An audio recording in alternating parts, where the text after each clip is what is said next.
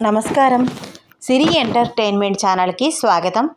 మనువు ఒకరితో మనసు మరొకరితో ఎపిసోడ్ 30.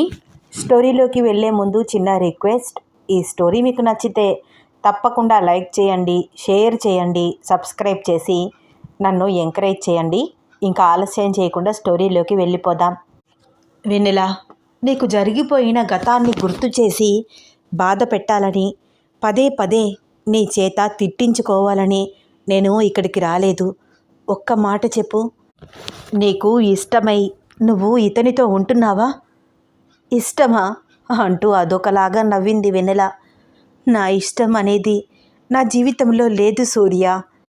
వెన్నెల, నాకు తెలిసి నువ్వు మీ అమ్మ లైఫ్కి నీ వల్ల ఏ డేంజర్ రాకూడదు అని ఇతనితో ఉంటున్నావు కదా.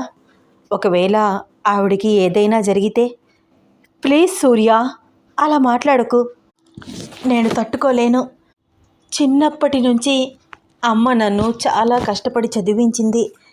ఆడపిల్ల, దానికి చదువు ఎందుకు అని నాన్న గొడవ చేస్తున్నా అస్సలు వినేది కాదు. ఆయన చేత దెబ్బలైనా తినేది, కానీ నాకు మాత్రం చాలా చాలా సపోర్ట్గా ఉండేది. ఒక్కొక్కసారి నాన్న నా కాలేజ్ ఫీజు కూడా కట్టేవాడు కాదు. అమ్మ తన పుట్టింటికి వెళ్ళి డబ్బులు తీసుకువచ్చి నాకు ఫీజులు కట్టేది. ఎంతసేపు నేను బాగుండాలని, నా భవిష్యత్తు గురించే ఆలోచిస్తూ ఉండేది. తన సుఖం ఎప్పుడూ చూసుకోలేదు సూర్య మా అమ్మ. నాకు మా నాన్న రెండో పెళ్లివాడిని ఇచ్చి ఎక్కడ పెళ్లి చేస్తాడో అని భయపడి నీతో పాటు బయటికి వచ్చేసాను. నా సుఖం నేను చూసుకున్నాను ఆ రోజుల్లో. కానీ నేను ఇంటికి తిరిగి వచ్చాక తెలిసింది అమ్మని మా నాన్న ఎంత హింస పెట్టాడో. మా అమ్మ శరీరం మీద ఎక్కడ చూసినా దెబ్బలే, ఆఖరికి ప్రైవేట్ పార్ట్స్ మీద కూడా. చెప్పలేక చెప్తూ ఏడుస్తోంది వెన్నెల. అయినా అమ్మ ఎప్పుడూ నాతో ఫోన్లో మాట్లాడినా ఇదంతా చెప్పేది కాదు. నేను బాగున్నాను, నువ్వు హ్యాపీగా ఉంటే చాలు అంటూ ఉండేది. అమ్మ ప్రేమకి నేను చలించిపోయాను సూర్య. ఏదైతే అదే అవుతుంది. ఇంకా నా వల్ల మా అమ్మ బాధపడకూడదు అనుకున్నాను, కానీ మా అమ్మ ఒప్పుకోలేదు. ఇష్టం లేని పెళ్లి చేసుకుని జీవితాంతం నువ్వు ఏడుస్తూ ఉంటే నిన్ను చూసి నేను ఆ బాధ భరించలేను. వెళ్ళిపో వెన్నెలా అంటూ రేపు పెళ్ళి అనగా ఈరోజు నన్ను గోడ దూకి వెళ్ళిపోమంది. నేనంటే మా అమ్మకి అంత ప్రేమ. వెళ్ళడానికి నేను ఒప్పుకోకపోతే తన మీద ఒట్టు పెట్టుకుంది. మా అమ్మని కౌగిలించుకుని ఎంతో బాధగా ఏడుస్తూ గోడ దూకి 6 గంటలు జర్నీ చేసి మీ ఇంటికి చేరుకున్నాను. మీ అమ్మ నాన్న నువ్వు చనిపోయావు అని చెప్పారు. ఆ క్షణంలో ఆ వార్త విని పిచ్చిదానిని అయిపోయాను సూర్య. మీ ఇంటి ముందే వెర్రి చూపులు చూస్తూ కూర్చున్నాను. తర్వాత జరిగిన కథ అంతా నీకు తెలుసు. బలవంతపు పెళ్ళి, బలవంతపు కాపురం. మా అమ్మ నన్ను పట్టుకుని ఎంత ఏడ్చిందో తెలుసా. ఎప్పుడు నన్ను కొట్టని మా అమ్మ ఎందుకు వచ్చావు అంటూ నన్ను కొట్టింది. అమ్మా, నాకెవ్వరూ లేరమ్మా, సూర్య చనిపోయాడు. ఇంకా నేను నా స్వార్థం చూసుకుంటూ ఎక్కడికైనా వెళ్ళిపోతే నేను ప్రేమించే ఒకే ఒక వ్యక్తివి నువ్వు. నాన్న నిన్ను చంపేస్తాడమ్మా అని నేను అన్నప్పుడు మా అమ్మ నన్ను పట్టుకొని ఎన్ని ముద్దులు పెట్టిందో తెలుసా సూర్య. అంతే, అమ్మని లాస్ట్ టైం చూడడం అత్తవారింటికి తీసుకువచ్చేశారు. ఇప్పటి వరకు నేను మా అమ్మని చూడలేదు. నా గురించి చిన్నప్పటి నుంచి బాధలు తప్ప సంతోషాలు తెలియని అమాయకురాలు మా అమ్మ. ఇప్పటికైనా తన భర్త తనని అర్థం చేసుకుని హ్యాపీగా చూసుకుంటే చాలు. నా జీవితం ఎలాగో స్పాయిల్ అయిపోయింది. అమ్మైనా సుఖంగా ఉంటే చాలు సూర్య కన్నీళ్లతో అంటోంది వెన్నెల. వెన్నెల, నాకు తెలుసు మీ అమ్మగారు అంటే నీకు చాలా చాలా ప్రేమని. ఆవిడ గురించే నువ్వు ఈ నరకంలో ఉంటున్నావని. నేను అడిగిన క్వశ్చన్స్కి ఆన్సర్ చేయి వెన్నెల. మీ అమ్మగారు మీ నాన్న కస్టడీలో లేరు అని తెలిస్తే ఎందుకు సూర్య అలా అడుగుతున్నావు? నువ్వు ఆన్సర్ చెప్పు వెన్నెలా. మా నాన్నని విడిచిపెట్టి మా అమ్మ సొసైటీని ఫేస్ చేసి తన లైఫ్ని గడపాలని అనుకుంటే నేను మా అమ్మకి ఫుల్ సపోర్ట్ ఇస్తాను అంటే శంకర్ని వదిలేస్తావా?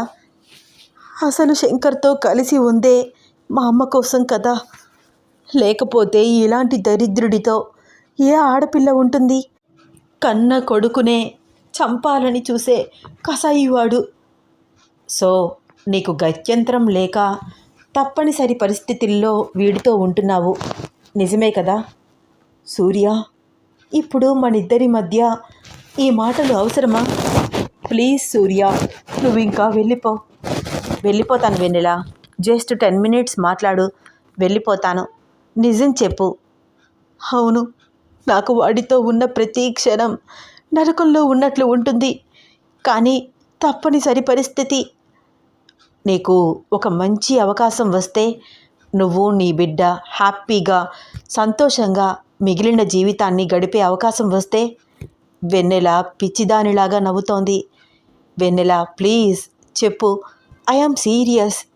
ఎలా ఎలా వస్తుంది సూర్య? ఇది కథ కాదు సూర్య, జీవితం. నేను అలా స్వేచ్ఛగా బ్రతకడం నా మొగుడికి ఇష్టం ఉండదు.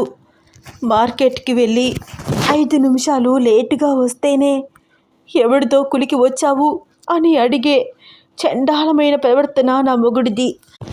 అలాంటి జీవితంలో ఇలాంటి అద్భుతాలు జరగవు సూర్య. నీ హస్బెండ్ ద్వారా నీకు ఏ ప్రాబ్లం లేకుండా ఉంటే అతనే నిన్ను తన జీవితంలో నుంచి వెళ్ళిపోమంటే ఎలా ఎలా వెళ్తాను సూర్య? మా అమ్మ ఏం కావాలి? ఆవిడ కూడా మీ నాన్న కస్టడీలో లేకపోతే చాలా బాగుంది. కానీ సూర్య, నువ్వు చెప్తున్న ఈ మాటలు వినడానికి బాగుంటాయి. నిజంగా అలా జరిగితే నా జీవితం నాకు తిరిగి దొరికినట్లే. నా బాబుని బాగా చదివిస్తాను, అమ్మని చాలా బాగా చూసుకుంటాను. వెన్నెల కళ్ళల్లో చిన్న వెలుగు. కానీ అలా జరగదు కదా. మరుక్షణంలోనే కన్నీరు. సరే, నీ జీవితాన్ని నీకు తిరిగి ఇవ్వడానికి నేను ప్రయత్నిస్తాను. నీ హస్బెండ్ నుంచి నీకు ఏ ప్రాబ్లం రాకుండా నిన్ను ఈ జైలు నుంచి బయటకు తీసుకువస్తాను. నువ్వు వస్తావు కదా? ప్రామిస్. తన చెయ్యి చాపాడు సూర్య. ఏంటి సూర్య నువ్వు? మా అమ్మ ఎక్కడ ఉందో కూడా తెలియదు. అసలు నువ్వేం చేయగలవు? అయినా ఇదంతా నీకెందుకు సూర్య? బాగా చదువుకున్నావు, పెద్ద ఉద్యోగం చేస్తున్నావు, నీ లైఫ్లో నువ్వు చాలా సక్సెస్ అయ్యావు. హ్యాపీగా పెళ్లి చేసుకుని సంతోషంగా ఉండొచ్చు కదా. వెన్నెల, నాకెందుకు అంటావేమిటి? నీకు గుర్తుందో లేదో, నేను నీకు ప్రామిస్ చేశాను. ఎన్ని కష్టాలు వచ్చినా, ఎన్ని ఒడిదుడుకులు ఎదురైనా నీ చెయ్యి వదలను అని. నేను అప్పటికీ ఇప్పటికీ ఒకేలా ఉన్న సూర్యాని. ఎప్పటికీ నేను ప్రేమిస్తూనే ఉంటాను. నువ్వు వస్తావా? ఈ ఒక్క క్వశ్చన్కి ఆన్సర్ చెప్పు. కన్నీళ్లు నిండిన కళ్ళతో సూర్య చేతిలో చెయ్యి వేసింది వెన్నెల. సూర్య పెదవుల మీద చిన్న చిరునవ్వు, కళ్ళల్లో నుంచి జలజల రాలుతున్న కన్నీళ్ళు.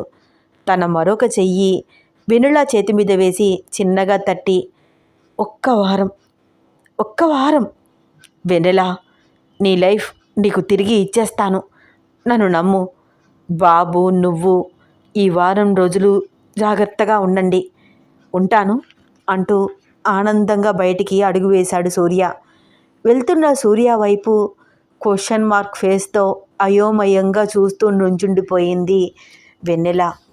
సూర్య కార్ దగ్గరికి నవ్వుతూ రావడం చూసి ఆశ్చర్యంగా చూస్తున్నాడు సుబ్రహ్మణ్యం. వీడేంటి నవ్వుతున్నాడు? అంటే వెన్నెల రావడానికి ఒప్పుకుందా? ఇప్పుడు తనని తీసుకువస్తున్నాడా? లేదా వెనక రావట్లేదు? మరి ఎందుకు నవ్వుతున్నాడు? ఏమిటి ఆ మొహంలో ఆ ఆనందం అని అనుకుంటూ సూర్య వైపు చూస్తున్నాడు సుబ్బు. పదరా వెళ్దాం, టైం లేదు అంటూ నిమిషంలో కార్ యూటర్న్ తిప్పి స్టార్ట్ చేశాడు. ఆగరా బాబు, నీ తొందర నన్నెక్కని అంటూ సుబ్రహ్మణ్యం కూడా కారులో కూర్చుని సూర్య వైపు చూస్తూ, ఏంట్రా ఏమైంది? వెన్నెల ఒప్పుకుందా రావడానికి? హా, ఒప్పుకుంది. అంకుల్ కస్టడీలో ఆంటీ లేదని తెలిసినప్పుడు నిమిషం కూడా అక్కడ ఉండను అని ఖచ్చితంగా చెప్పింది.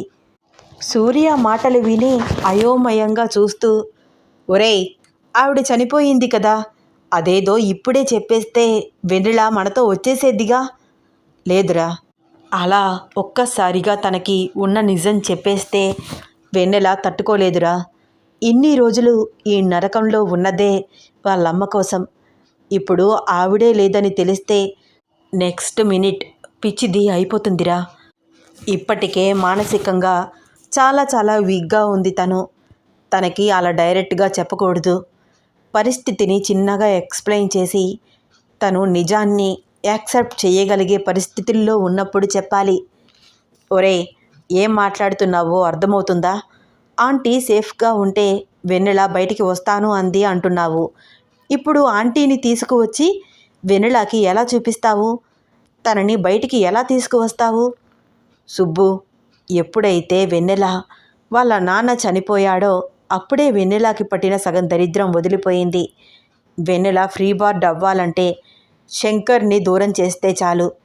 వెన్నెల బయటికి వచ్చిన తర్వాత చిన్నగా పరిస్థితిని తనకి ఎక్స్ప్లెయిన్ చేస్తాను.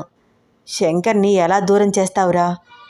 చెప్పడం ఎందుకు, చూద్దువు గాని చాలా కాన్ఫిడెంట్గా అంటున్న సూర్య వైపు చూస్తూ, వీడు ఆల్రెడీ ప్లాన్ ప్రిపేర్గా ఉంచుకున్నట్లున్నాడు అనుకుంటున్నాడు సుబ్బు. చాలా రోజుల తర్వాత సూర్య పెదవుల మీద నవ్వు. చాలా హ్యాపీగా విజిల్ వేసుకుంటూ ఇంట్లోకి వెళ్ళాడు. సూర్య వెనకాలే సుబ్రహ్మణ్యం. సూర్య లోపలికి రాగానే హాల్లో కూర్చుని ఉన్న అమృత, ఒరే సూర్య, ఇలా రా అని పిలిచింది. ఏంటమ్మా? దగ్గరికి వచ్చి మాట్లాడుతున్నాడు సూర్య. ఒరే, లక్ష్మి చూడు ఎంత బాగా లిల్లీ పువ్వుల దండ కట్టిందో. లక్షణమైన పిల్లరా. నిండా 22 ఉంటాయో లేవో. అన్ని పనులు చకచకా చేసేస్తోంది. గుమ్మం ముందు చక్కగా నీళ్లు చల్లి ముగ్గులు పెట్టింది. అమ్మగారు అమ్మగారు అంటూ కబుర్లు చెబుతోంది. వంట కూడా ఎంత బాగా చేస్తుందో. ఇంత చిన్న వయసులో ఇన్ని పనులు ఎలా నేర్చిందో. చాలా ఆశ్చర్యంగా అబ్బురంగా అంటోంది అమృత. నవ్వి ఊరుకున్నాడు సూర్య. దాన్ని ఎవడు చేసుకుంటాడో కానీ అదృష్టవంతుడురా, సుఖపడతాడు మెచ్చుకోలుగా అంది అమృత. ఆ మాటలకి సూర్య శంకర్ ఒకరి మొహాలు ఒకరు చూసుకున్నారు. అమ్మా, ఈ మాట లక్ష్మి దగ్గర అన్నావా? లేదురా. ఎలా అంటాను? దానితో డైరెక్ట్గా ఎలా మాట్లాడతాను? చూస్తుంటే చాలా పేదరికం నుంచి వచ్చినట్లు అనిపిస్తోంది ఆలోచిస్తూ అంది అమృత. అమ్మా, నీతో మాట్లాడాలి రా అంటూ అమృతాని పక్కకు తీసుకువెళ్ళి లక్ష్మి కథ మొత్తం క్లియర్గా చెప్పాడు సూర్య. అంటే లక్ష్మికి పెళ్ళి అయ్యిందా? ఇంత చిన్న పిల్లకి ఇన్ని కష్టాలా? ఇంత చిన్న వయసులో? దాని ఒంటి మీద ఉన్న దెబ్బలు అన్నీ చూసి నాకు అనుమానం వచ్చిందిరా. కానీ దాని మెడలో తాళి లేకపోయేసరికి నా ఆలోచన తప్పు అనుకున్నాను. అలాంటి రాక్షసుడు మొగుడ మట్టిగడ్డ. దరిద్రం పోయింది. లక్ష్మికి మనమే మంచి సంబంధం చూసి పెళ్లి చేద్దాము. పాపం చిన్న పిల్ల, దాని జీవితం అలా ఎందుకు కావాలి? దరిద్రుడు. అలాంటి మొగుడు ఉంటే ఎంత, చస్తే ఎంత? బాధగా లక్ష్మి కథ అంతా విని వస్తున్న కన్నీళ్లు తుడుచుకుంటూ అంది అమృత.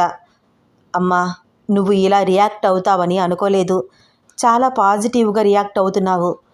అయితే లక్ష్మి లాంటి ఆడపిల్లలు, భర్త వల్ల నానా బాధలు పడ్డ ఆడవాళ్ళు అతని నుంచి వేరైన తర్వాత మరొక పెళ్లి చేసుకోవచ్చు కదా అడిగాడు సూర్య. తప్పకుండా చేసుకోవచ్చు. ఎందుకు చేసుకోకూడదు? లక్ష్మి జీవితం ఒక జీవితమేనా? అది అసలు పెళ్ళి అంటారా? ఇష్టం లేకుండా పెళ్లి చేయడము, సంప్రదాయాల పేరిట వాళ్ళని కలపడము, బలవంతపు కాపరాలు చేయించడము, ఇదంతా అనాగరికము. ఇద్దరికీ ఇష్టమై పచ్చని పందిరిలో పెద్దల ఆశీర్వాదంతో వేద మంత్రాల సాక్షిగా మనసులు ముడిపడితే అదిరా పెళ్ళి. అంతేకాని ఇష్టం లేని వ్యక్తితో క్షణక్షణం చస్తూ బ్రతుకుతుంటే అంతకన్నా నరకం మరొకటి ఉండదు సూర్య, ఖచ్చితంగా అంటున్న అమృత వైపు సూటిగా చూస్తూ. సరే అమ్మా, లక్ష్మికి మంచి సంబంధం చూసి పెళ్లి చేద్దాము. డైవర్స్కి నేను అప్లై చేస్తాను. కానీ ఒక్కటి చెప్పు, లక్ష్మి విధి చేతుల్లో వెక్కిరించబడింది. అలాంటి మరొక అమ్మాయి నీకే గనుక కోడలుగా వస్తే నువ్వు యాక్సెప్ట్ చేయగలవా? అప్పుడు కూడా నువ్వు ఇంతే పాజిటివ్గా రియాక్ట్ అవుతావా? లేదు, అందరికీ వేరే, నా వరకు వస్తే వేరే అంటావా? నా కొడుకు జీవితంలో అలాంటి అమ్మాయి రావడానికి వీల్లేదు అంటూ రివర్స్ అయిపోతావా? ఈ నీతులన్నీ నీకు కూడా వర్తిస్తాయా, లేకపోతే బయటి వారికేనా అడిగాడు సూర్య. ఎందుకురా అలా అడుగుతున్నావు? ఒక్కటి చెప్తున్నాను సూర్య, నిజంగా నీ జీవితంలోకి నువ్వు అలాంటి అమ్మాయిని యాక్సెప్ట్ చేయడానికి సిద్ధంగా ఉంటే, నీకే ఏ ప్రాబ్లం లేనప్పుడు, నువ్వే అంత పెద్ద మనసు చేసుకుని ఆలోచిస్తున్నప్పుడు, నేను కూడా అమ్మగా నిన్ను అర్థం చేసుకుని నీ నిర్ణయానికి గౌరవం ఇస్తాను. నీ మనసుని బాధపెట్టే పని మాత్రం చెయ్యను సూర్య. ఇప్పటికే జీవితంలో చాలా కోల్పోయావు. ఒక పీరియడ్ టైంలో నువ్వు అసలు మాకు దక్కుతావో లేదో అని ఎంత ఏడ్చామో. ఇది నీ కొత్త జీవితం నాన్న. నువ్వు ఎలా కావాలంటే అలా నీ జీవితాన్ని అందంగా మార్చుకో. కానీ తప్పటడుగు మాత్రం వెయ్యకు. నువ్వు మంచి వైపు గనుక నడిస్తే అమ్మ సపోర్ట్ నీకు ఎప్పుడు ఉంటుంది. భుజం తడుతూ అంది అమృత. సూర్య కాసేపు అమృత ఒడిలో తలవాల్చి అలాగే ఉండిపోయాడు. అమృత ప్రేమగా సూర్య తల నిమురుతూ చాలాసేపు అలాగే ఉండిపోయింది. చాలా చాలా థ్యాంక్స్ అమ్మా అంటూ కాసేపటి తర్వాత చిన్నగా లేచి తన రూమ్లోకి వెళ్ళాడు సూర్య. సూర్య ఏమిటి అంత ఎమోషనల్ అవుతున్నాడు? అయినా అలా అడుగుతున్నాడేమిటి? అంటే సూర్య ఎవరినైనా ఇష్టపడుతున్నాడా? ఆ అమ్మాయికి పెళ్ళి అయిపోయిందా? వైవాహిక జీవితం ఆ అమ్మాయికి నరకంగా ఉందా? తనకి మళ్ళీ సూర్య జీవితం ఇవ్వాలని అనుకుంటున్నాడా? ఎవరు ఆ అమ్మాయి? ఆలోచిస్తోంది అమృత సుబ్రహ్మణ్యం వైపు చూస్తూ. సుబ్బు, నీ ఫ్రెండ్ సూర్య ఎవరినైనా ఇష్టపడుతున్నాడా అడిగింది అమృత. ఆ ప్రశ్నకి కొంచెం తడబడి వెంటనే సముదాయించుకుని, వాడా? ఏంటి ఆంటీ మీరు వాడి గురించి తెలిసి కూడా అలా అడుగుతున్నారు? అసలు ఒక అమ్మాయి వైపు కూడా వాడు చూడడు అన్నాడు సుబ్రహ్మణ్యం స్థిరంగా. అని ఆలోచిస్తూ వంటింట్లోకి వెళ్ళి కాఫీ తీసుకువచ్చి సుబ్రహ్మణ్యానికి ఇచ్చి, నువ్వు సూర్య క్లోజ్ ఫ్రెండ్స్, నీకు కూడా తెలియదా? కొంచెం డౌట్గా మరొకసారి అడిగింది అమృత. ఆంటీ, నాకు ఏదైనా తెలిస్తే ముందు మీతోనే చెప్తాను అంటూ అక్కడే ఉంటే అమృత ఏమేం క్వశ్చన్స్ వేస్తుందో, ఏం సమాధానం చెప్పాలో అని భయపడుతూ కాఫీ తీసుకుని బయటికి వచ్చి ఎవరితోనో ఫోన్ మాట్లాడుతున్నట్టు అటు ఇటు తిరుగుతున్నాడు సుబ్రహ్మణ్యం. 15 మినిట్స్లో రెడీ అయి, అమ్మా వెళ్ళొస్తాను అంటూ సూర్య బయటికి వచ్చాడు. ఆగరా సూర్య, నిన్నంతా ఎక్కడికి వెళ్ళావు? ఇప్పుడు ఎక్కడికి వెళ్తున్నావు? వచ్చి కొంచెం సేపు కూడా కాలేదు అడిగింది అమృత. నిన్న క్యాంపు పని ఉంటే వేరే ఊరు వెళ్ళానమ్మా. నీతో చెప్పాను కదా అర్జెంట్ వర్క్ అని. ఇప్పుడు ఆఫీస్కి వెళ్తున్నాను. మరైతే నీతో సుబ్బు ఎందుకు? వాడు నీ ఆఫీసులో వర్క్ చేయట్లేదు కదా? ఏంటమ్మా ఎందుకు? ఎప్పుడూ లేనిది ఈరోజు ఇన్ని క్వశ్చన్స్ వేస్తున్నావు? నాకు నీ భయం అర్థమవుతోంది. నేను ఏ పని చేయాలన్నా నీకు నాన్నకి ఇష్టం లేనిదే ఏమీ చెయ్యను. నాకు ఏ అమ్మాయి నచ్చినా మీ ముందుకు తీసుకువచ్చి తనని మీకు చూపించి నా సిచ్యువేషన్ మీకు ఎక్స్ప్లెయిన్ చేస్తాను. అంతా విన్న తర్వాత మీరు ఓకే చెప్తేనే నేను నెక్స్ట్ స్టెప్ వేస్తాను. సరేనా? కంగారు పడకు అంటూ అమృత వైపు ప్రేమగా చూస్తూ అన్నాడు. నువ్వు బంగారానివిరా. తల్లి మనసుని ఇంతలాగా అర్థం చేసుకున్న నువ్వు ఎప్పటికీ తప్పు చేయవు, నాకు నమ్మకం ఉంది. వస్తున్న కన్నీళ్లను చిన్నగా చీర కొంగుతో ఒత్తుకుంటూ పెదవుల మీద చిరునవ్వుతో అంది అమృత. సరే అమ్మా, వెళ్ళొస్తాను అంటూ సూర్య బయటికి వచ్చి సుబ్రహ్మణ్యంతో సహా ఆఫీస్కి బయలుదేరాడు. అరే సూర్య, ఏం చేస్తున్నావో చెప్పరా. చెప్తాను, వెయిట్ చేయి అంటూ ఆఫీస్లోకి ఎంట్రీ ఇచ్చాడు. సూర్య వస్తుంటే స్టాఫ్ అందరూ లేచి గుడ్ ఆఫ్టర్నూన్ సార్ అంటూ విష్ చేస్తున్నారు. సూర్య చిరునవ్వుతో తన క్యాబిన్లోకి వెళ్ళిపోయాడు. సుబ్రహ్మణ్యం సూర్యాని అనుసరిస్తూ తాను కూడా వెళ్ళాడు. సూర్య ఎవరికో కాల్ చేస్తున్నాడు. నీతో అర్జెంట్ పని పడింది మేరీ, నువ్వే హెల్ప్ చేయాలి. చాలా రోజుల తర్వాత సార్కి మేము గుర్తొచ్చాము అంటేనే అర్థమవుతుందిలే. ఇంతకీ ఏంట్రా పని? చెప్తాను, ఒకసారి ఆఫీస్కి వస్తావా? ఫోన్లో చెప్పరా ప్లీజ్ మేరీ, అర్థం చేసుకో. ఫోన్లో చెప్పలేను, డైరెక్ట్గా మాట్లాడతాను. ఏంట్రా, ఇంటర్లో నేను చేసిన ప్రపోజల్కి ఇప్పుడు యాక్సెప్ట్ చేస్తావా ఏంటి? నవ్వుతూ అడుగుతోంది మేరీ. అంత సీన్ లేదు, నువ్వు అలాంటి ఎక్స్పెక్టేషన్స్ కూడా పెట్టుకోవద్దు. నువ్వు నాకు ఒక ఫేవర్ చేసి పెట్టాలి. నన్నే ఎందుకు అడుగుతున్నావురా? నీ ఆఫీసులో చాలా స్టాఫ్ ఉన్నారు కదా, కానీ నీలాంటి అమ్మాయి ఒక్కరు కూడా లేరు. అయినా ఇలాంటి పని చెయ్యమని నేను వాళ్ళకి చెప్పలేను. సూర్య, నువ్వేనా మాట్లాడుతోంది? నేను చేసే పని తెలిసినా కూడా గౌరవంగా రెస్పెక్ట్గా మాట్లాడే ఒకే ఒక్క మనిషివి నువ్వు అనుకున్నాను. నువ్వు కూడా ఇప్పుడు ఇలా మాట్లాడుతున్నావా? మేరీ గొంతులో బాధ వినిపిస్తోంది. ఈ స్టోరీలో నెక్స్ట్ ఏమవుతుందో తెలుసుకోవాలని అనుకుంటే వచ్చే ఎపిసోడ్ కోసం వెయిట్ చేస్తూ ఉండండి. ఈ స్టోరీ మీకు నచ్చితే తప్పకుండా లైక్ చేయండి, షేర్ చేయండి, సబ్స్క్రైబ్ చేసి నన్ను ఎంకరేజ్ చేయండి. ధన్యవాదాలు.